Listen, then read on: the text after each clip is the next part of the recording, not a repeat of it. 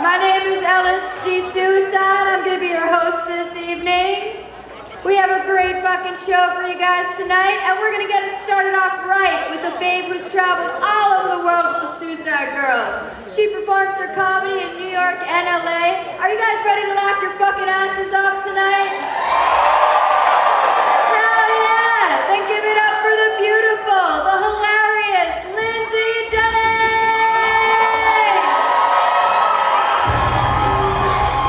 What up, Portland? How we feeling? Are we ready to see some fucking Suicide Girls? Well, here I am. You're welcome. You guys, as Suicide Girls, we get judged a lot because of how we look. People like to assume that we have daddy issues. I'm like, that's such a fucked up thing to assume about somebody. Like, me and my dad have great sex. It's not an issue. I had a guy come up to me after a show once to tell me, excuse me, actually it's my dad and I was like, yeah, I think you're missing the point. Obviously, I don't really fuck my dad, but it sure does end the conversation quick. My uncle actually came to one of our shows recently too, and he goes, oh, I love that joke you have about Robert. I was like, whoa, don't make it so personal, okay? Like, I know I'm making a joke about fucking my dad, but I'm not actually thinking about fucking my dad. But now I'm thinking about fucking my dad. Like, I've compartmentalized, okay? You're mixing up my compartments. That does not go in that box. Literally. I do think that hot girls with daddy issues are comparable to churches, though. Because they're beautiful on the outside, but on the inside lies memories of a child being molested. Happy see are we, Portland? Okay, good. It's gonna get a lot worse. You guys came to a show with suicide in the title, so I blame you. You're here. Oh my God, I'm from New York. Okay, not fans of New York here. I'm from Long Island specifically. So naturally, I lost my virginity to a guy named Anthony. Yeah, he's dead now, though. From this killer pussy. Nah, I'm just kidding. It was heroin. Unfortunately. It's an epidemic. Oh my God, I've always had a dark sense of humor. I've kind of had to, and I can remember the first time that I bombed a joke because of it. It was in first grade, story time. The teacher was going around the room asking everybody what their number one wish was. And so she'd ask the normal kids, and they'd be like, oh, I wish I had a pony, or I wish I was an astronaut.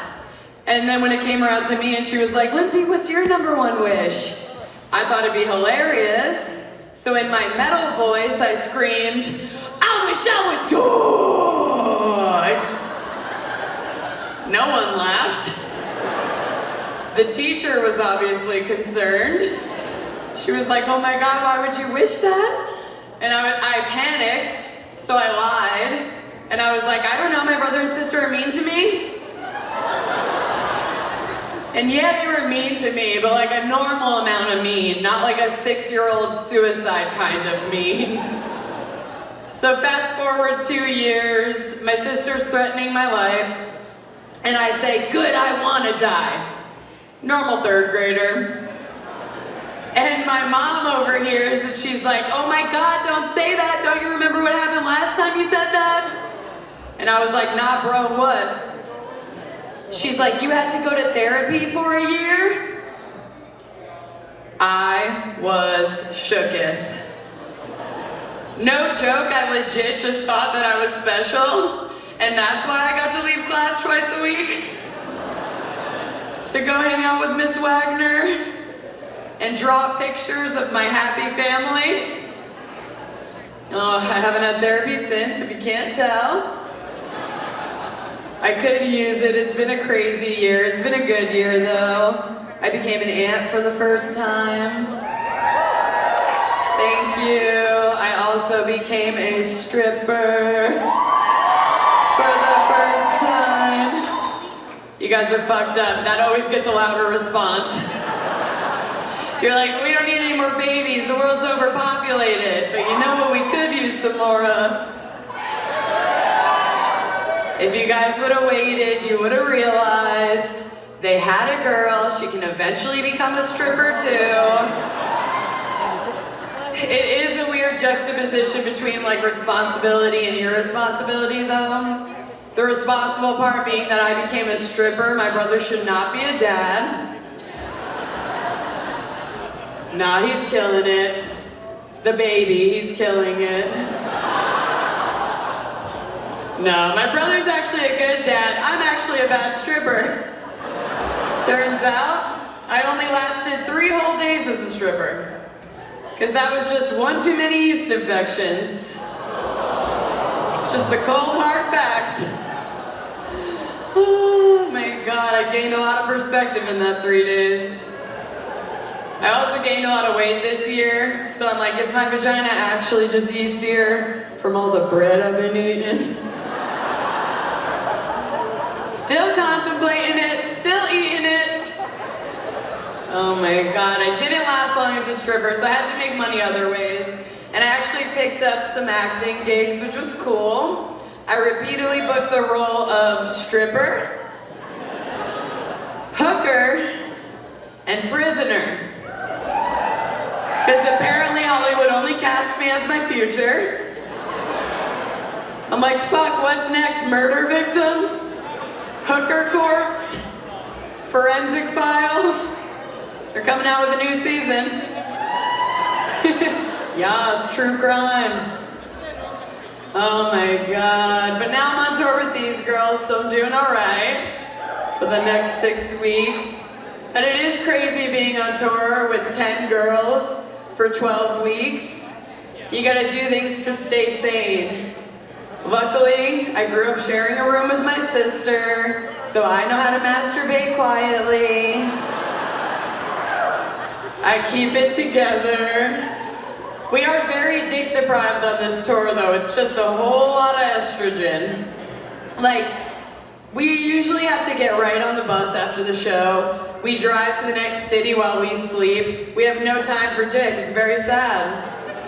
So like if one of us gets dick, it's like we all got dick.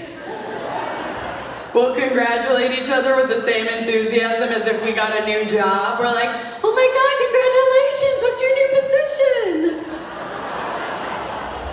Only good dick though. No one congratulates you when you get a job at McDonald's. Oh my God, and then sometimes we only have like 1 hour after the show, so we have to swipe so fast on those apps. I'll be on Tinder just like, and then like if you saw me from the back, it just looks like I'm jerking off. And I'm like, no, I'm just trying to get somebody else to do it for me. Honestly though, 2 nights ago in Albany, I fucking swiped too fast, and I ended up booking myself 2 Bumble dates. And so both guys showed up to our venue, and I was like, oh shit, so I just gave one to my friend. I sent him a picture of her, I was like, here, she's meeting you instead. And of course he was fine, because guys don't give a fuck. He's like, oh, okay. Completely different girl. I was like, hope you're not racist. She's black. Oh my God, it was ridiculous. But we both got dick, so it worked out. Thank you. I think I picked the right one, but he was definitely a total fuck boy. He showed up in a Pikachu shirt and an Apple Watch. Kept both on while we were fucking. But I have to admit, he was respectful. I mean, as respectful as one can be on a fuck date in a Dave & Buster's parking lot. It was fine. But there have been worse times. There's been times when we were so dick deprived, I was so stressed out. Like last year in Boston, I went to go get a massage because I was stressed in Chinatown. And maybe you can see where this is going.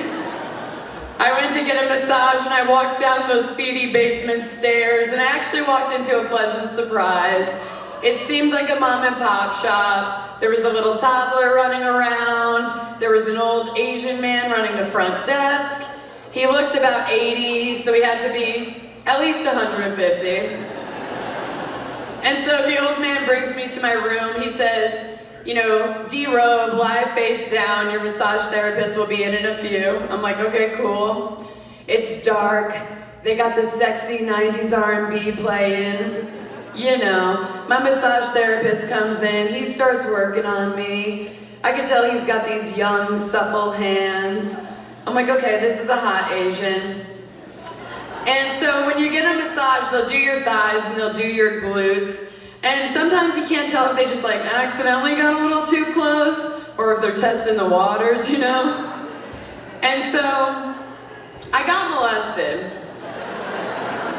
And I don't want to say that I was asking for it, but I was asking for it. Like, I feel like most people, when that happens to them, they probably clench up and then hopefully they back off, right? But me, I just kind of opened up a little more. I get horny during massages. I'm like, fuck, I wouldn't be mad if he slipped a finger right now. But then he slipped a finger, and I didn't know how to feel about that shit. And then he asked me to turn over, and staring into my eyes was the 80-year-old Chinese man. He just had young hands. It was mortifying, and the most mortifying part about this story is that I still had to get myself off. Like, you'd think he'd know some sort of ancient Chinese technique, right? Like, da-na-na-na-na-na-na, gong, and then I squirt everywhere. No, I still had to get myself off in front of him. We were in it together. You know that feeling when you jerk off to some really disgusting porn that you would never want to happen in real life? And as soon as you come, you feel like a fucking monster? I had to feel that in front of somebody's dumpling-making grandpa, okay? That shit was fucked up. And I believe in manifesting, so like I can't help but think that I manifested this, because I have always wondered about female rub and tugs, and like what would that be called? Would it be like a rub and snug? And then I'm like, what does a female happy ending actually look like? Is it just for the last 20 minutes of the massage, they just sit and listen to you talk and only respond with, "You're right"?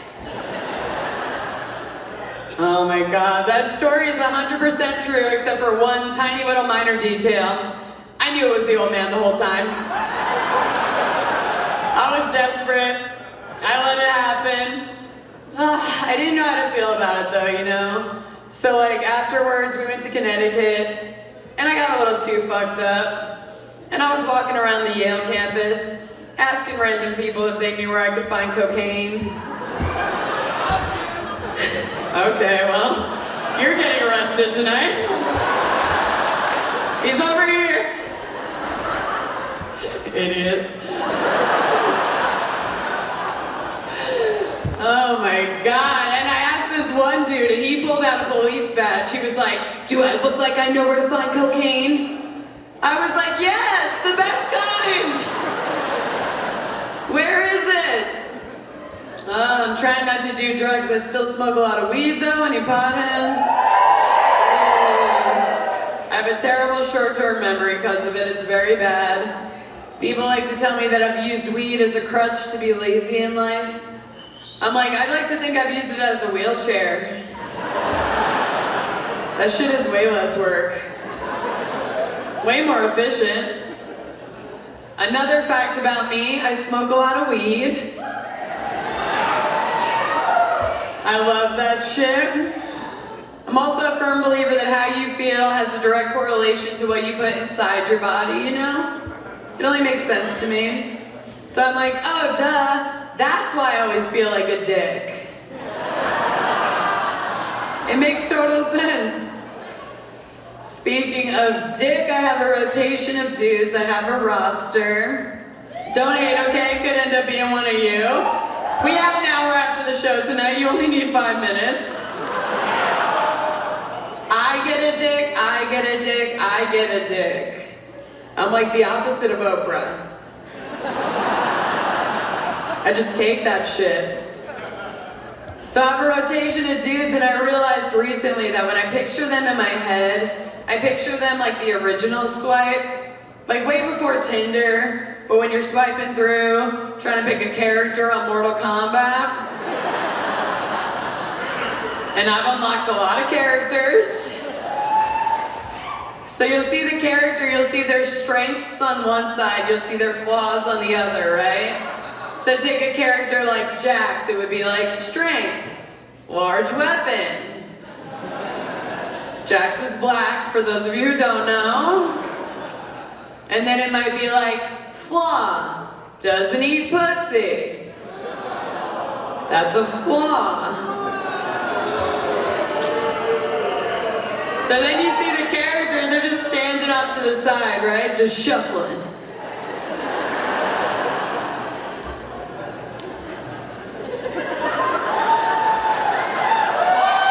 Every now and then showing off one of their moves.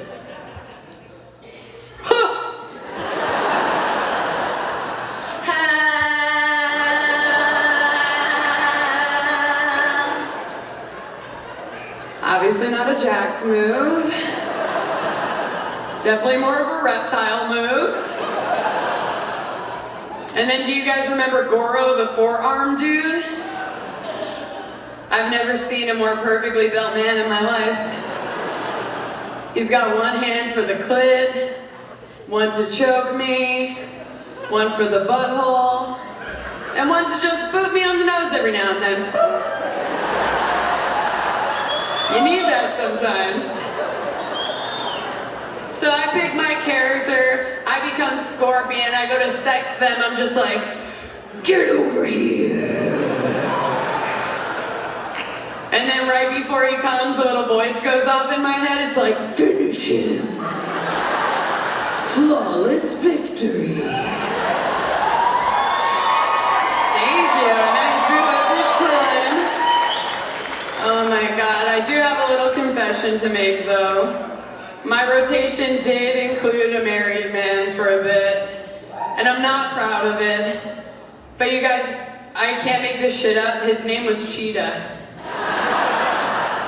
I'm not even kidding you, his name was Cheetah, and his wife confronted me. I was like, well, you didn't marry somebody named Commitment. Or like Loyalty. Once a cheetah. Dumb bitch.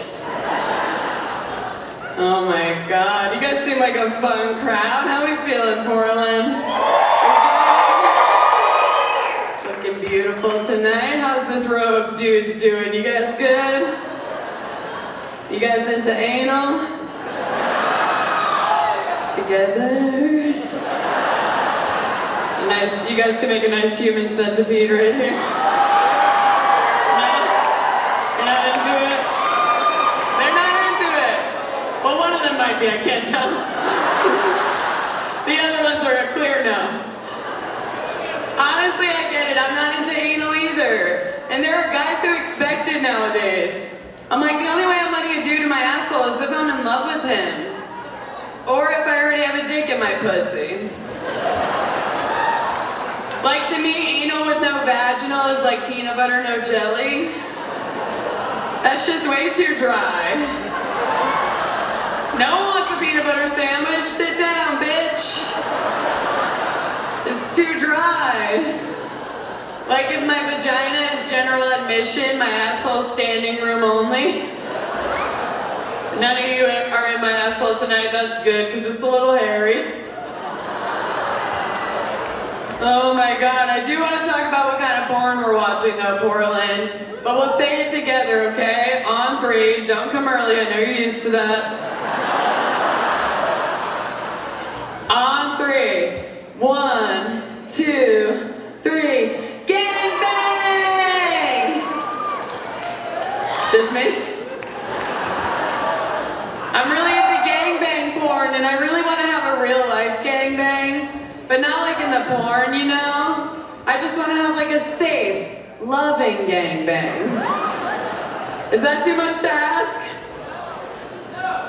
Thank you. You're not going to be involved, but thank you. This lady heckled me one time. She was like, "That's not a gangbang." I was like, "You're right. It's community service."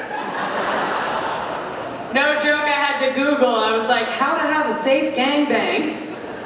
The first result was just like, don't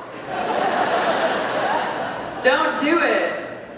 And then of course I think of ways to exploit myself more. I'm like, I could make it a reality TV show. It'll be like Flavor of Love or like The Bachelor, but I'll call it The Banglerette. The trailer's just me like, I'm just looking for 6 guys who care about me.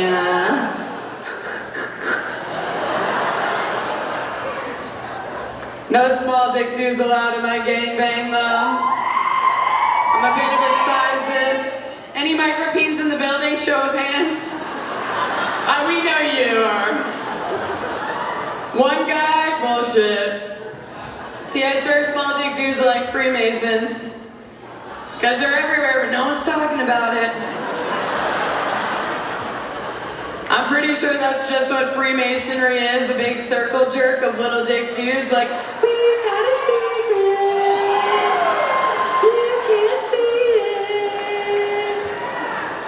No, I do have a problem with these small dick dudes, because nowadays, they know how to take a good dick pic. They do. How many of you guys are sending dick pics? Crickets. Okay, bullshit. Ladies, be honest, make some noise. How many of you ladies have received a dick pic? So someone's lying. These guys know how to take a good dick pic. It's fucked up. They know the angles. What I'm saying is small dick dudes are the new fat girls of MySpace. They know the angles. It's fucked up. This guy sent me a dick pic. His dick looked big. I went to fuck him. I could only count it as scissoring. So small. And then I'm a good Samaritan. You guys know I do community service. So I stayed because somebody has to reduce the school shooter rate. It's true, Portland. Suck a small dick, save some lives, okay? I'm just out here doing the Lord's work. So I stayed, so then I literally had to make duck face to suck it. I was like... The only fun part about sucking a small dick is that for some reason they still act shocked when you can deep throat. I'm like, you didn't even pass the uvula. Like he thought I gave him head, but really I just needed to get some food out of my teeth.